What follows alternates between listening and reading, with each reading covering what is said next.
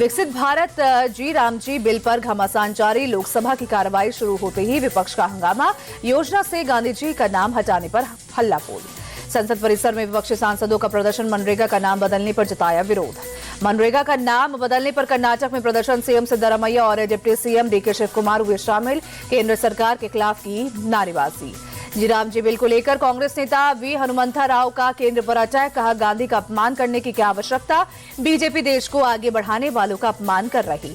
National Herald case में court के फैसले के बाद संसद परिसर में कांग्रेस का प्रदर्शन। सत्यमेव जयते के पोस्टर के साथ सरकार के खिलाफ नारेबाजी। कर्नाटक के बेलगावी में कांग्रेस का प्रदर्शन। गांधी प्रतिमा के पास बड़ी संख्या में जुटे लोग। नेशनल हेराल्ड मामले को लेकर केंद्र के खिलाफ नारेबाजी। नेशनल हेराल्ड केस को लेकर कांग्रेस अध्यक्ष मल्लिकार्जुन खड़गे का केंद्र पर अटैक। कहा, गांधी परिवार को परेशान किया जा रहा है। हमारा नारा है सत्यमेव जयते। कांग्रेस नेता पृथ्वीराज ने ऑपरेशन सिंदूर को लेकर कही गई बात पर माफी मांगने से किया इनकार। कहा, संविधान मुझे सवाल पूछने का अधिकार देता है, माफी मांगने का सवाल ही नहीं उठता। कांग्रेस नेता पृथ्वीराज चौहान के बयान पर बीजेपी पर पलटवार। सांसद ब्रजलाल बोले, पूरी दुनिया ने ऑपरेशन सिंदूर की तारीफ की, कांग्रेस नेता ने भारत को अपमानित किया।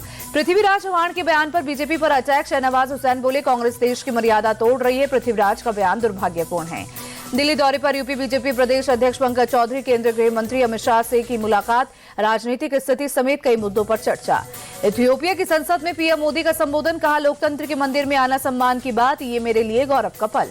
आतंक पर पीएम मोदी ने कहा, हमें आतंक के खिलाफ मिलकर लड़ना होगा।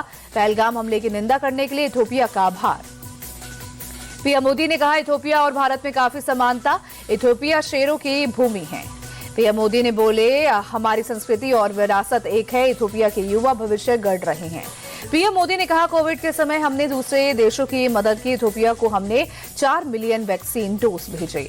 पीएम मोदी को इथियोपिया के सर्वोच्च सम्मान ग्रेट ऑनर निशान से किया गया सम्मानित। इथियोपिया के पीएम अबी अहमद अली ने सर्वोच्च सम्मान से नवाजा।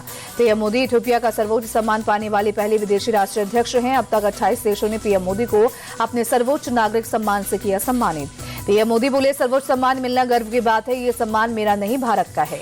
इथियोपिया में पीएम मोदी के स्वागत में पीएम अबी अहमद ने तोड़ा प्रोटोकॉल। पीएम मोदी को अपनी गाड़ी में खुद ड्राइव करके होटल तक ले गए। होटल के रास्ते में पीएम मोदी और पीएम अबी अहमद म्यूजियम और फ्रेंडशिप पार्क भी गए। ये तय कार्यक्रम का हिस्सा नहीं था। भारत और इथियोपिया के बीच 8 मुद्दों पर बनी सहमति। राजनीतिक, आर्थिक, रक्षा, व्यापार और निवेश में समझौता सहयोग बढ़ाने पर दोनों देश सहमत हुए। आम आदमी पार्टी पुणे में लड़ेगी महानगरपालिका चुनाव। 25 उम्मीदवारों के लिए पहली लिस्ट जारी की। सभी सीटों पर चुनाव लड़ने की उम्मीद। महाराष्ट्र के अंबरनाथ में स्थानीय निकाय चुनाव में बीजेपी प्रत्याशी पर फायरिंग। बीजेपी नेता के कार्यालय पर 6 राउंड फायरिंग की गई। हमलावरों की फायरिंग में एक शख्स घायल, 2 लोगों के खिलाफ एफआईआर दर्ज।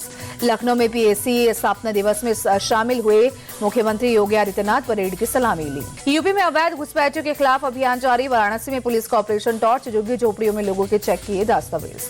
दिल्ली के ओखला में मस्जिद कॉलोनी सील। यूपी के सिंचाई विभाग ने की कार्रवाई। पुलिस की मौजूदगी में खाली कराए गए घर।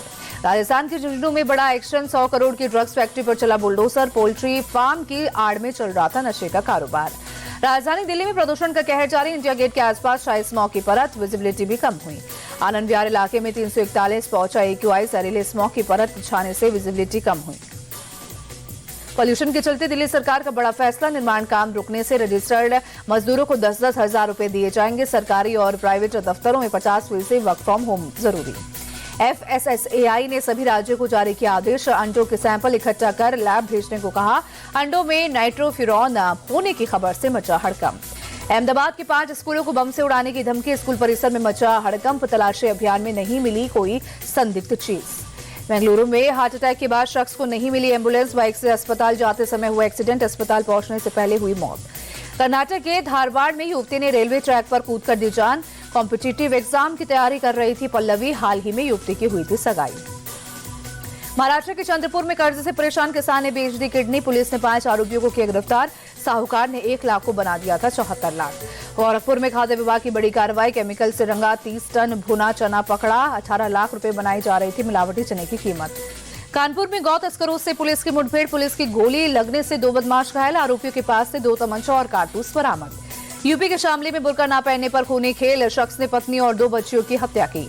हत्या के बाद आरोपी फारूक ने घर के आंगन में शव दफनाया। पुलिस ने तीनों शवों को गड्ढे से बाहर निकाला।